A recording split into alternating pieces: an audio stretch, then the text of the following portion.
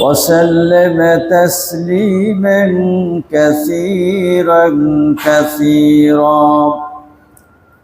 أما بعد، فإن أصدق الحديث كتاب الله، وأحسن الهدي هدي محمد صلى الله عليه وسلم، وخير الأمور عوازمها، وشر الأمور محدثاتها، وكل محدثة بدعة، وكل بدعة ضلالة، وكل ضلالة في النار.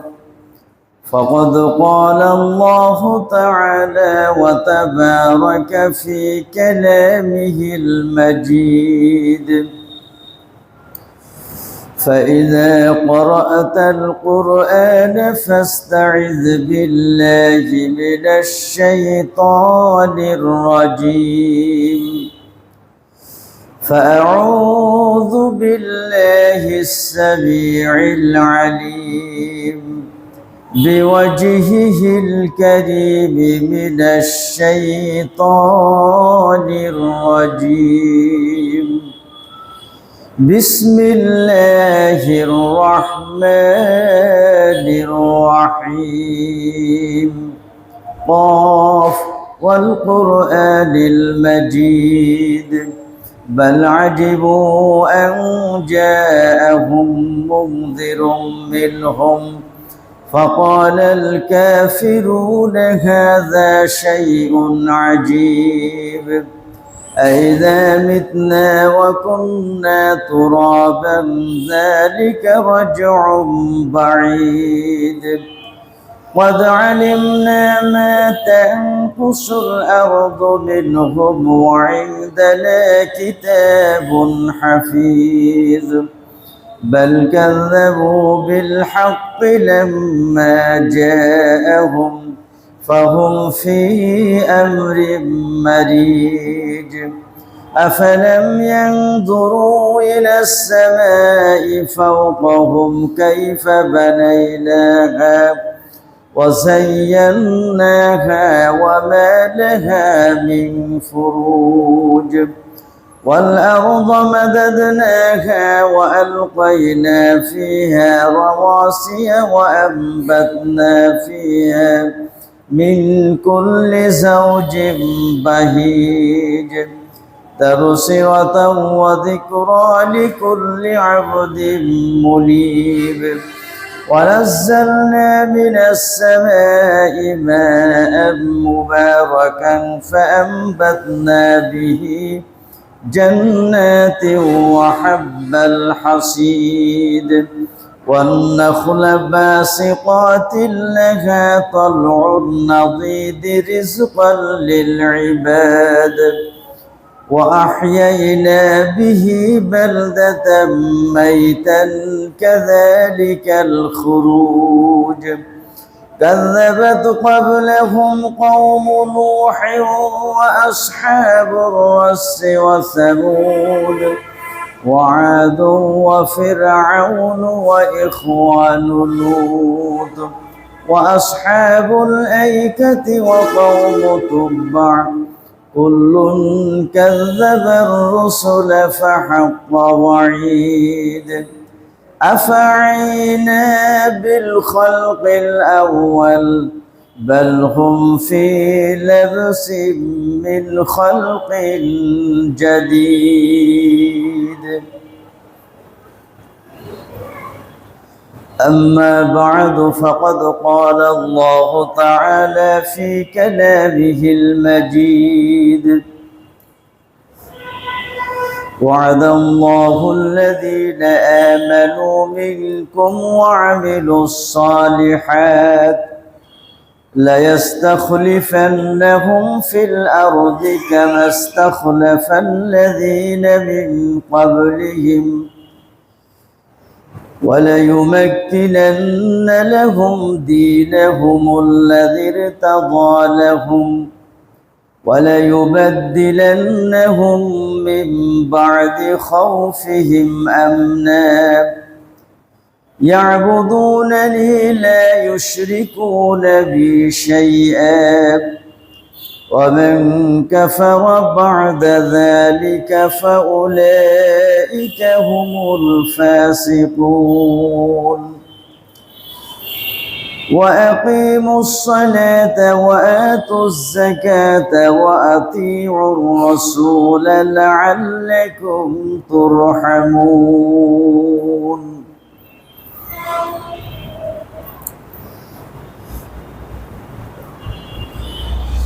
সমস্ত প্রশংসা গুণগান ও স্তুতিবাদ আল্লাহ সুবহানাহু ওয়া তাআলার জন্য, যার অশেষ মেহেরবানিতে সালাতুল জুম্মা আদায়ের জন্য মসজিদে সমবেত হতে পেরেছি। আমরা সকলেই বলি আলহামদুলিল্লাহ। শতকোটি দরুদ ও সালাম বর্ষিত হোক প্রিয় নবী মুহাম্মদুর রাসূলুল্লাহ সাল্লাল্লাহু আলাইহি ওয়াসাল্লামের উপর। আল্লাহ রাব্বুল আলামিন বলছেন, ওয়া'দাল্লাহুল্লাযীনা আমানু মিনকুম ওয়া আমিলুস সালিহাত, তোমাদের মধ্যে যারা ঈমান আনয়ন করে এবং নেক কর্মসমূহ সম্পাদন করে, আল্লাহ রাব্বুল আলামিন তাদেরকে ওয়াদা করেছেন এই মর্মে যে লা ইস্তাখলিফান্নাহুম ফিল আরদ কামা ইস্তাখলাফাল্লাযীনা মিন ক্বাবলিহিম, তিনি তাদেরকে পৃথিবীর খেলাফত বা শাসন ক্ষমতা দান করবেন, যেমন তিনি প্রদান করেছিলেন তাদের পূর্ববর্তীদেরকে। ওয়ালা ইউমাক্কিনান্না লাহুম দীনাহুমুল্লাযী ইরতাদা লাহুম, এবং তিনি অবশ্যই তাদের দ্বীনকে সুদৃঢ় করবেন, যে দ্বীনকে তিনি তাদের জন্য মনোনীত করেছেন।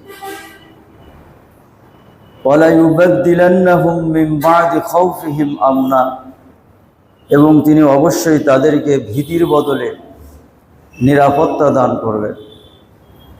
ওমান কাফারা বা'দা যালিকা, আল্লাহ পাকের এই ওয়াদাগুলিকে যারা অস্বীকার করবে, ফাউলাইকা হুমুল ফাসিকুন, তারাই হবে পাপাচারী। ওয়া আকিমুস সালাতা ওয়া আতুজ যাকাত ওয়া আতিউর রাসূল, তোমরা সালাত কায়েম করো এবং যাকাত প্রদান করো এবং আমার প্রেরিত রসুলকে মেনে চলো, লাআল্লাকুম তুরহামুন, তাহলে সম্ভবত তোমরা অনুগ্রহ প্রাপ্ত হতে পারবে। সূরাতুন নূর 55 এবং 56 নম্বর আয়াত। এই আয়াতে কারিমা দুইটি আপনাদের সম্মুখে তেলাওয়াত করে গত 7-8 জুম্মা ব্যাপী এর ব্যাখ্যা প্রদান করার চেষ্টা করছি। পঠিত এই আয়াতে আল্লাহ রাব্বুল আলামিন মুসলমানদের জন্য 3টি ওয়াদা করেছেন। তার আগে এই আয়াতটির একটা শানে নুজুল আছে। এটা যদিও আপনাদের সম্মুখে ইতিপূর্বে আমি একবার বলেছি, আজকে আবার একটু রিপিট করছি। শানে নুজুলটা হলো এই, রবি বিন আনাস আবুল আলিয়া থেকে বর্ণনা করেছেন এই মর্মে। তাফসির ইবনে কাসিরের ভিতরে যে বর্ণনাটি এসেছে, রাসূলুল্লাহ সাল্লাল্লাহু আলাইহি ওয়াসাল্লাম এবং তার সাহাবীগণ মক্কাতে 10 বছর দাওয়াতি কাজে অতিবাহিত করেন। এ সময় তারা সর্বদা ভয়ের মধ্যে থাকতেন, যেহেতু মাক্কি জীবনে আল্লাহ পাক মুসলমানদেরকে যুদ্ধের অনুমতি দেননি, বরং কাফের মুশরিকদের অত্যাচার নির্যাতনে ধৈর্য ধারণ করার নির্দেশ দেওয়া হয়।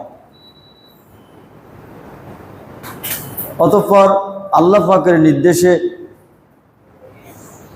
সাহাবীগণ এবং মুহাম্মদ রাসূলুল্লাহ সাল্লাল্লাহু আলাইহি সাল্লাম মদিনাতে হিজরত করেন। কিন্তু সেখানে গিয়েও তাদেরকে সর্বদা অস্ত্র হাতে নিয়ে দিন রাত্রি অতিবাহিত করতে হতো এবং সর্বদা জানমালের ক্ষয়ক্ষতির ভয় এবং সবসময় শঙ্কিত অবস্থায় দিনাতিপাত করতে হতো। একদিন জনৈক সাহাবী আল্লাহ রসুলের কাছে এসে বলছেন, হে আল্লাহ রসুল, আমরা আর কতদিন এইভাবে আতঙ্কগ্রস্ত, আতঙ্কের মধ্যে থাকব? এমন দিন কি আসবে না যেদিন আমরা নিরাপদ হব এবং অস্ত্র ত্যাগ করব?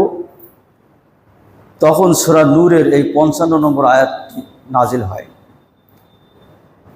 যে আয়াতের মধ্যে আল্লাহ রাব্বুল আলামিন মুসলমানদেরকে আরবে আজমের উপর খেলাফত বা শাসন ব্যবস্থা দান করার উপরে নিশ্চিত ওয়াদা করেছেন আল্লাহ পাক। যেমন আল্লাহ পাক খেলাফত দান করেছিলেন ইতিপূর্বে নবী দাউদ আলাইহিস সালাম এবং তদীয় পুত্র হযরত সুলাইমান আলাইহিস সালামকে বিশাল জনপদের উপরে। শুধু তাই নয়, বনী ইসরাঈলদেরকে আল্লাহ পাক নেতৃত্ব দান করেছিলেন মিশর এবং শাম সহ প্রভৃতি অঞ্চলে। এইভাবে দেখা যাচ্ছে যে দুনিয়াতে ভীতির বদলে নিরাপত্তা প্রতিষ্ঠিত হয় এবং অশান্তির বদলে শান্তি এবং স্বস্তি প্রতিষ্ঠিত হয়। পরবর্তীতে আল্লাহ পাকের এই ওয়াদার ভিত্তিতে মুসলমানেরা পৃথিবীর চালকের আসনে অধিষ্ঠিত হয়। যে আয়াতটি আপনাদের সম্মুখে তেলাওয়াত করলাম, এই আয়াতের মধ্যে আল্লাহ রাব্বুল আলামিন মুসলমানদেরকে 3টি ওয়াদা করেছেন। প্রথম ওয়াদা হচ্ছে এই যে তিনি মুসলমানদেরকে পৃথিবীর শাসন ক্ষমতা দান করবেন, অর্থাৎ খেলাফত দান করবেন। দ্বিতীয় ওয়াদা হলো এই যে তিনি ইসলামকে বিজয়ী দিন হিসাবে প্রতিষ্ঠিত করে দিবেন। তৃতীয় ওয়াদা হলো এই যে আল্লাহ পাক ভীতির বদলে নিরাপত্তা, শান্তি, স্বস্তি এবং স্থিতি দান করবেন। এই 3টি ওয়াদা আল্লাহ পাক এই আয়াতের ভিতরে করেছেন। প্রথম ওয়াদা হচ্ছে পৃথিবীর শাসন ব্যবস্থা, বা যেটাকে ইসলামী শরিয়াতের পরিভাষায় খেলাফত বলা হয়। খেলাফত অর্থ প্রতিনিধিত্ব। ইসলামী শরিয়াতের পরিভাষায় খেলাফত হচ্ছে আল্লাহর দাসত্বের অধীনে সকল মানুষের ন্যায্য অধিকার প্রতিষ্ঠাকারী শাসন ব্যবস্থার নাম। খেলাফতের এই সংজ্ঞাটা মনে রাখেন। খেলাফত অর্থ হলো প্রতিনিধিত্ব। শরিয়াতের পরিভাষায় আল্লাহর দাসত্বের অধীনে সকল মানুষের ন্যায্য অধিকার প্রতিষ্ঠাকারী শাসন ব্যবস্থার নাম। আল্লাহর দাসত্বের অধীনে সকল মানুষের ন্যায্য অধিকার প্রতিষ্ঠাকারী শাসন ব্যবস্থার নাম, যে শাসন ব্যবস্থা রাসূলুল্লাহ সাল্লাল্লাহু আলাইহি ওয়াসাল্লাম এবং সাহাবা একরামের রেখে যাওয়া শাসন নীতির প্রতিনিধিত্ব করে। এবং এই খেলাফতের লক্ষ্য হলো যে স্রষ্টার বিধান অনুযায়ী সৃষ্টিকে পরিচালনা করা এবং এর মাধ্যমে আল্লাহর সন্তুষ্টি অর্জন করা। আর উদ্দেশ্য হচ্ছে খেলাফতের সর্বত্র সামাজিক ও অর্থনৈতিক ন্যায় বিচার প্রতিষ্ঠা করা। এই সংজ্ঞাটা আপনারা ভালো করে মনে রাখেন। ইসলামী খেলাফত এবং অন্যান্য শাসন ব্যবস্থার মধ্যে চেতনাগত মৌলিক যে পার্থক্যটা, সেটা হচ্ছে যে এই ইসলামী খেলাফত আল্লাহর দাসত্বের অধীনে সকল মানুষের ন্যায্য অধিকার প্রতিষ্ঠা করে এবং এই খেলাফতের উদ্দেশ্য হলো আল্লাহর সন্তুষ্টি অর্জন করা। আর অন্য অন্য শাসন ব্যবস্থার উদ্দেশ্য কি? দুনিয়া না? সেখানে আল্লাহর সন্তুষ্টির কোনো ব্যাপার স্যাপার নেই। যেমন আধুনিক গণতন্ত্রে ভোটাররা কি বলে, যারা প্রার্থী, তাদের উদ্দেশ্য থাকে ভোটারের মন কিভাবে সন্তুষ্ট করতে হবে, ঠিক না? কিন্তু এই খেলাফত ব্যবস্থায় তাদের মূল লক্ষ্য হলো আল্লাহর সন্তুষ্টি অর্জন করা। তো যাই হোক, সে প্রসঙ্গে আমি একটু পরে আসছি। যে আয়াতটি আপনাদের সম্মুখে তেলাওয়াত করলাম, এই আয়াতের ওয়াদা অনুযায়ী আল্লাহ পাক যে ওয়াদা করেছেন যে তিনি তোমাদেরকে দুনিয়ার খেলাফত দান করবেন, অধিকাংশ মুফাসসিরিন ইকরামের মতে আল্লাহ পাকের এই ওয়াদা খেলাফতের রাশেদার 30 বছরের শাসন আমলে পূর্ণতা লাভ করেছে। এটা অধিকাংশ মুফাসসিরিন ইকরামের মতে। তার কারণ সেখানে দেখানো হচ্ছে যে যেমন আল্লাহ রসুলের সময় মক্কা বিজয় হয়, তারপরে খাইবার বিজয় হয়, এরপরে বাহরাইন, তারপরে আপনার হাজরামাউত, ইয়ামান সহ সমগ্র আরব উপত্যকা আল্লাহ রসুলের সময় বিজিত হয়। শুধু তাই নয়, এই যে হিজরের অগ্নি উপাসক দক্ষিণ সিরিয়ার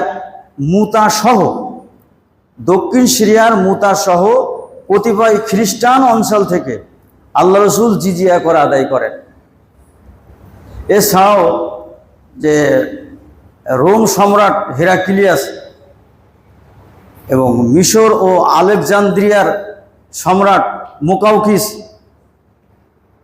এরপরে ওমানের শাসকবর্গ, আবিসিনিয়ার সম্রাট, নাম কি? আবিসিনিয়ার সম্রাট নাজ্জাশী প্রমুখ তৎকালীন যুগের সেরা শ্রেষ্ঠ রাজন্যবর্গ যারা ছিল, তারা আল্লাহ রসুলের দরবারে বহু মূল্য উপঢৌকন তারা প্রেরণ করেছিলেন। আল্লাহ রসুল জীবিত থাকতে এই সমস্ত অঞ্চলগুলো বিজয় হয় এবং তারা আল্লাহ রসুলের আনুগত্য স্বীকার করে। আল্লাহ রসুলের মৃত্যুর পরে খলিফা হন কে? আবু বকর সিদ্দিক রাদিয়াল্লাহু তাআলা আনহু। আবু বকর সিদ্দিক রাদিয়াল্লাহু তাআলা আনহুর খেলাফত ছিল 2 বছর। খেলাফতকাল ছিল কয় বছর? 2 বছর, 11 থেকে 13 হিজরি পর্যন্ত। আবু বকর রাদিয়াল্লাহু তাআলা আনহু খেলাফতের অধিষ্ঠিত হয়েই তিনি পারস্য, সিরিয়া, মিশর এই সমস্ত অঞ্চলে তিনি সেনাবাহিনী পরিচালনা করেন। এবং আবু বকর রাদিয়াল্লাহু তাআলা আনহু খেলাফতকালে এই যে ইরাকের বাসরা, সিরিয়ার দামেস্ক এবং আরও অন্য অঞ্চল আবু বকর সময়ে বিজিত হয়।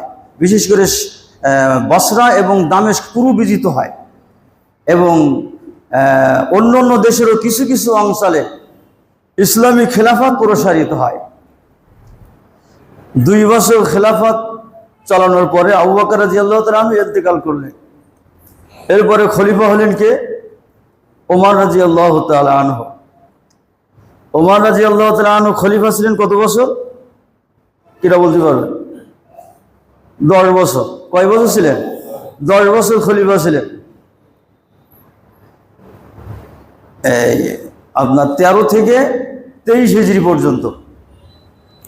এই 10 বছর খেলাফতকালে তিনি ইসলামী শাসন ব্যবস্থাকে এমনভাবে সুবিন্যস্ত করেন যে নবীগণের পরে এত সুন্দর এবং সুশৃঙ্খল শাসন ব্যবস্থা পৃথিবীর মানুষ ইতিপূর্বে কখনো দেখেনি। বোন আলহামদুলিল্লাহ।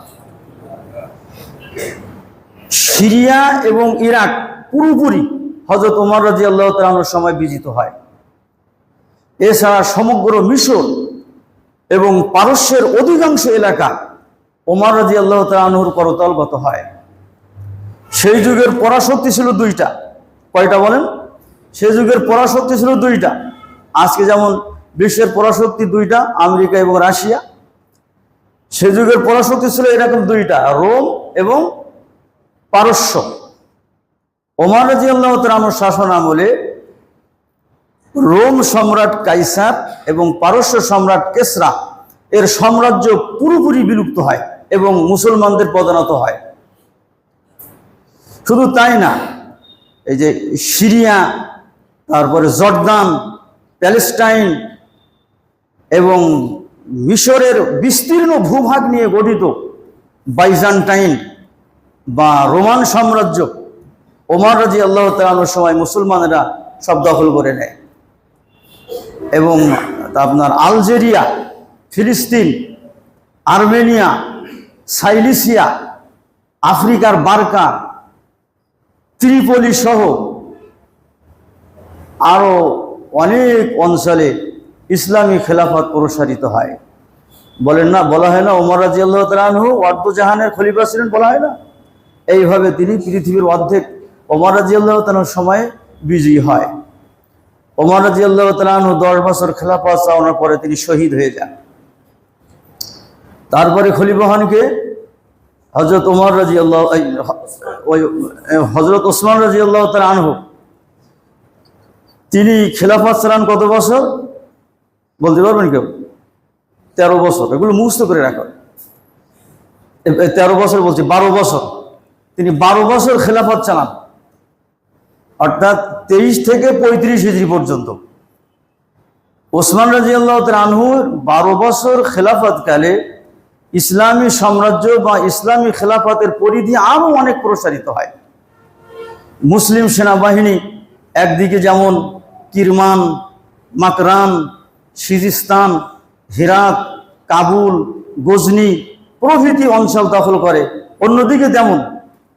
অন্যদিকে তেমন আর্মেনিয়া, তাবারিস্তান, তিফলিস প্রভৃতি অঞ্চল দখল করে কাস্পিয়ান সাগরের পূর্ব তীর এবং উত্তরে কৃষ্ণ সাগর পর্যন্ত তারা সব পদনত করে ফেলে। বলুন আলহামদুলিল্লাহ। হযরত ওসমান রাদিয়াল্লাহু তাআলার যুগে নৌবাহিনী গঠন করা হয়। আজকে যেমন নেভি আছে না, নৌবাহিনী আছে না আমাদের দেশে, ওসমান রাদিয়াল্লাহু তাআলার সময় এই নৌবাহিনী গঠন করা হয়। এই নতুন নৌবাহিনীর মাধ্যমে মুসলিম সেনারা ওই যে কি, ওই দ্বীপটার নাম কি বলুন? সাইপ্রাস দ্বীপ মুসলমানেরা দখল করে। তাহলে দেখা যাচ্ছে যে ইসলামী খেলাফতের আয়তন এখন শুধু প্রাচ্যে সীমাবদ্ধ নয়, পাশ্চাত্যেও সম্প্রসারিত হয়েছে। ওসমান রাদিয়াল্লাহু তাআলা আনহু 12 বছর খেলাফত চালিয়ে তিনি শহীদ হয়ে যান। এরপরে খলিফা হন কে? হযরত আলী রাদিয়াল্লাহু তাআলা আনহু। আলী রাদিয়াল্লাহু তাআলা আনহুর খেলাফত ছিল কয় বছর? খেলাফত কাল ছিল 6 বছর,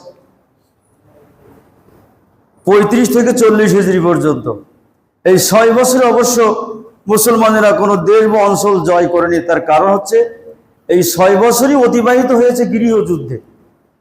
তবে ইসলামী খেলাফতের শাসন এবং আয়তন বা সীমা এগুলো অক্ষুণ্ণ ছিল, এগুলো নষ্ট হয়নি। তাহলে খোলাফায়ে রাশেদার যুগে মুসলমানেরা শুধু অর্ধেক পৃথিবী না, বলা যায় পৃথিবীর 2/3 তারা জয় করে ফেলেছিল, ঠিক না? খোলাফায়ে রাশেদার 30 বছরের এই বিজয়ের চিত্র হচ্ছে এই। হযরত আবু বকর রাদিয়াল্লাহু তাআলা আনহু খেলাফত চালিয়েছেন কয় বছর?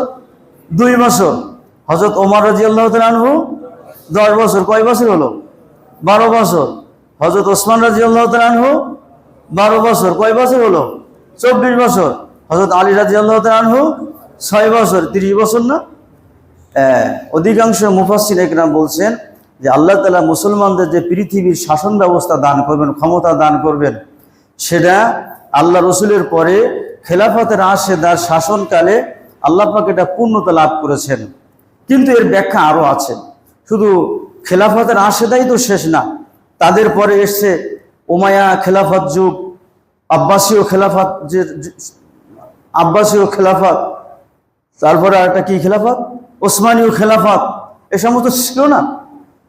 এই যে উমাইয়া, আব্বাসীয় এবং ওসমানীয় খেলাফতকালে মুসলমানেরা বলা যায় সমগ্র এশিয়া মহাদেশ জয় করে, বলুন আলহামদুলিল্লাহ। শুধু এশিয়া মহাদেশ না, ইউরোপের স্পেন, বলকানের কিছু অংশে মুসলমানদের খেলাফত সম্প্রসারিত হয়, যা 1924 সালে 3রা মার্চ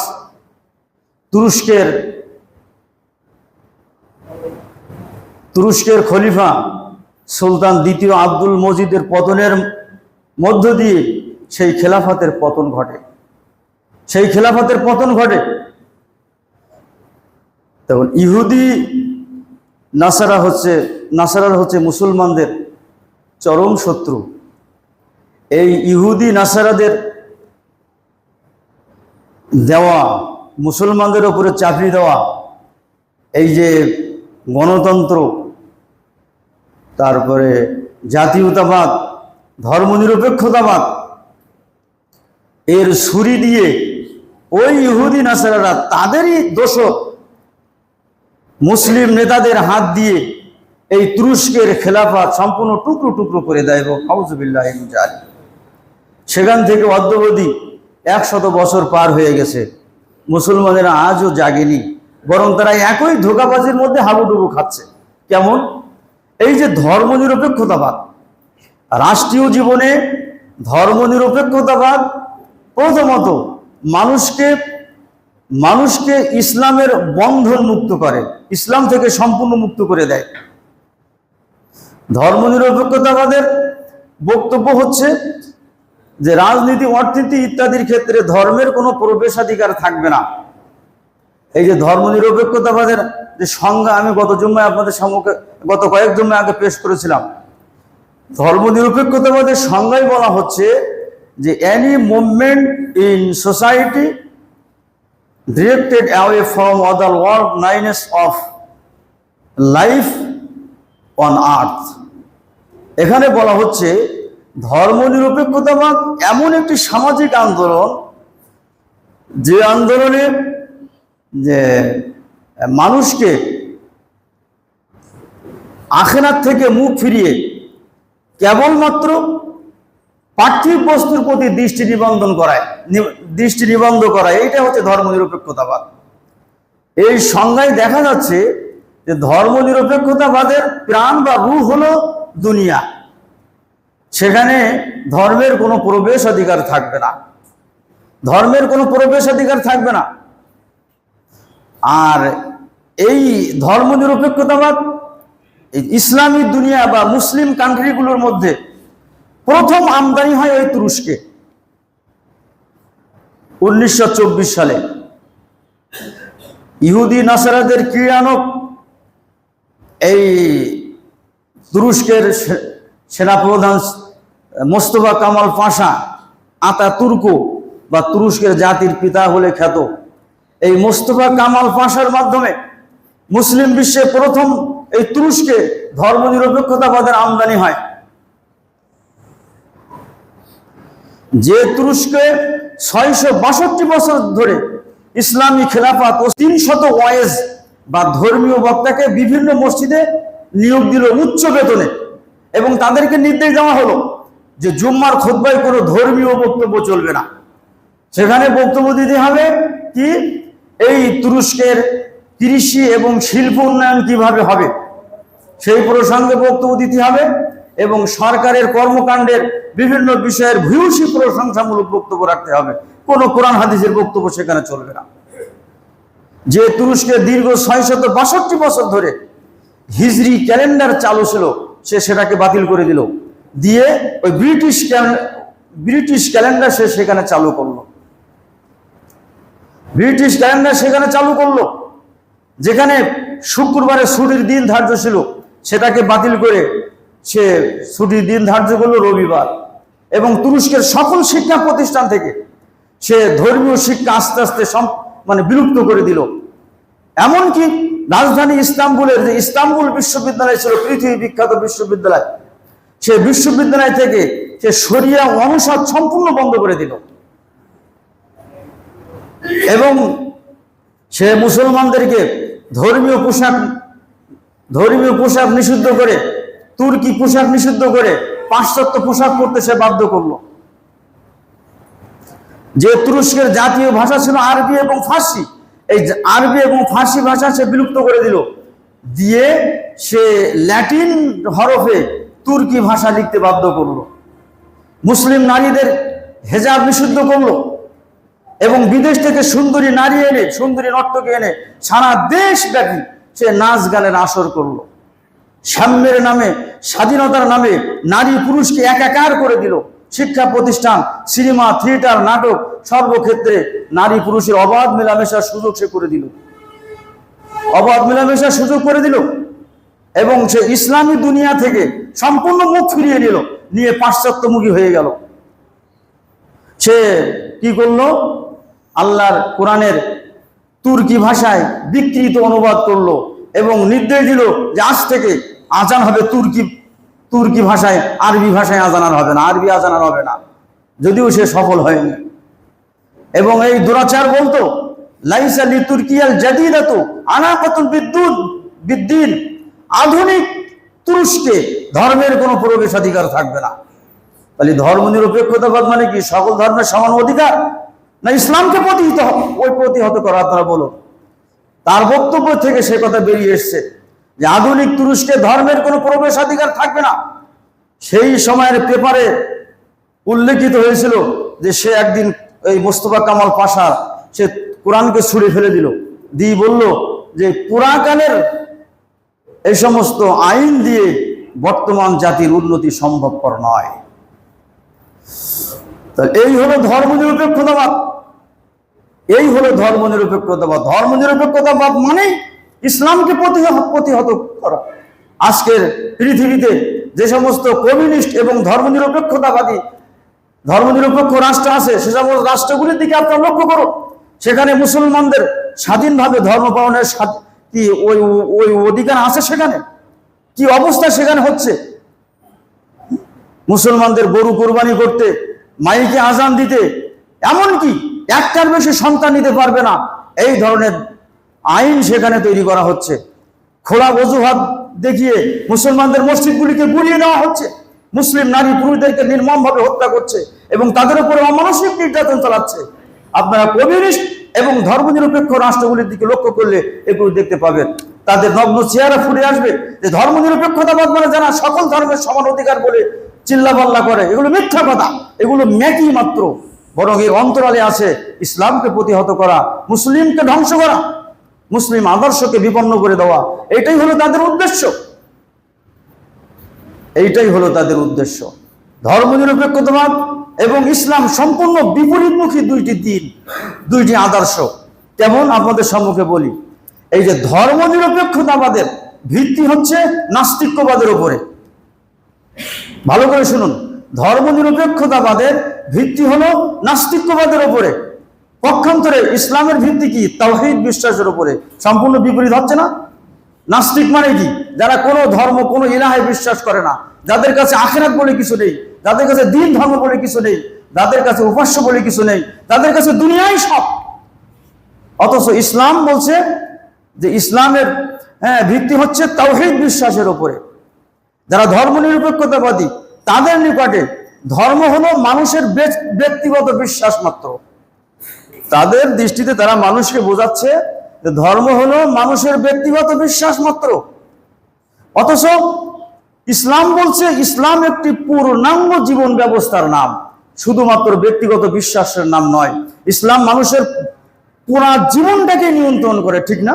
মানব জীবনের এমন কোনো সমস্যা আছে নাকি যার সমাধান কোরআন মাজিদে নাই? অতএব ধর্ম শুধু ব্যক্তিগত বিশ্বাসের নাম নয়, ইসলাম একটি পূর্ণাঙ্গ জীবন ব্যবস্থার নাম। ধর্মনিরপেক্ষতাবাদীদের নিকটে মানুষের জ্ঞানই হচ্ছে ভালো মন্দ, সত্য মিথ্যার চূড়ান্ত নির্দেশক। আর ইসলাম বলছে কি? ইসলাম বলছে কি? ওহির বিধান হচ্ছে চূড়ান্ত সত্যের উৎস, তাই না? মানুষের জ্ঞান নয়।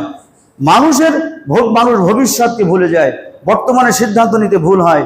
আর মানুষ অতীতকে ভুলে যায়, বর্তমানে সিদ্ধান্ত নিতে ভুল হয়। আর ভবিষ্যৎ কোনো জ্ঞানই তো মানুষের নাই।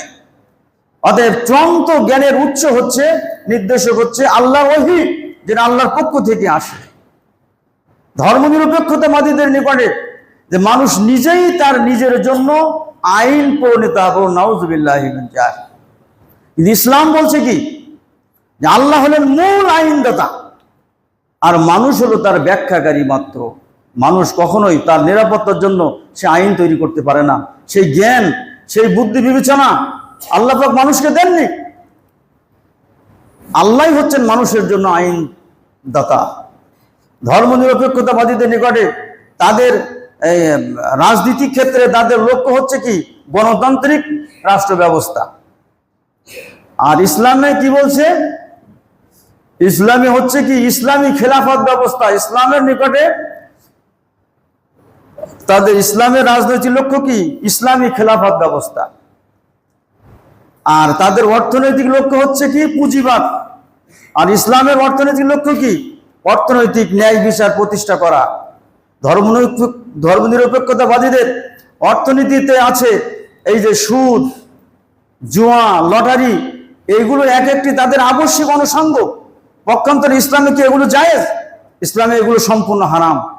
ধর্মনিরপেক্ষতাবাদীদের নিকটে দুনিয়াই মুখ্য, আর ইসলামের নিকটে আখিরাত হচ্ছে মূল লক্ষ্য। এরকম পার্থক্য হচ্ছে না, সম্পূর্ণ বিপরীত। ধর্মনিরপেক্ষতাবাদী আন্দোলন একটা কুফরি আন্দোলন। এই ধর্মনিরপেক্ষতা আমাদের ছুরি দিয়েই ওই ইহুদি খ্রিস্টানরা, পাশ্চাত্য সভ্যতার ধ্বজাধারীরা, মুসলমান নেতার হাত দিয়েই ইসলামী খেলাফত, তুরস্কের ইসলামী খেলাফত ভেঙে টুকরো টুকরো করে দেয়, টুকরো টুকরো করে দেয়। তো যে কথা বলছিলাম, এই ধর্মনিরপেক্ষতাবাদ মানুষকে ধর্মের গণ্ডি মুক্ত করে। তারপরে আসছে আপনার গণতন্ত্র। গণতন্ত্র মানুষকে মানুষের গোলামে পরিণত করে। যে কথা আগে বললাম, এই যারা প্রার্থী হয় তাদের মূল লক্ষ্য থাকে ভোটারকে সন্তুষ্ট করা, ঠিক না? ভোটাররা যা চায়, ভোটাররা যা ভালো মনে করে সেইটা করা। ভোটাররা কিভাবে সন্তুষ্ট করলে আমার ভোট দেবে, এই থাকে তাদের লক্ষ্য। এরপরে যখন তারা ক্ষমতায় যায় তখন তারা নিজেরা আইন তৈরি করে। আইন তৈরি করে জনগণের আইন বলে ওটা জনগণের উপরে চাপিয়ে দেয়, আর জনগণ সেটা মেনে নিতে বাধ্য হয়। তাহলে আল্লাহর বিধানের বিপরীতে যদি মানুষের বিধান অনুযায়ী মানুষ তারা জীবন পরিচালনা করে, তাহলে মানুষ আল্লাহর গোলাম থাকবে না, মানুষের গোলাম হয়ে গেল বলে। এই গণতন্ত্র মানুষকে মানুষের গোলামে পরিণত করে। আজকে যারা গণতন্ত্র বলে গলা ফাটাচ্ছে, তাদেরকে সতর্ক হওয়া উচিত। এই আধুনিক এই গণতন্ত্র কখনোই মানুষের মুক্তি দিতে পারে না। এরপরে আসে জাতীয়তাবাদ। এই জাতীয়তাবাদ মানুষের কি বলে, ধর্ম, বর্ণ, ভাষা, অঞ্চল ইত্যাদিতে বিভক্ত করে এবং ডিভাইডেড অ্যান্ড রুল, বিভক্ত করো এবং শাসন করো। এই শয়তানি নীতিতে মানুষকে স্থায়ীভাবে শোষণ এবং দাসত্বের শৃঙ্খলে আবদ্ধ জীবে পরিণত করে।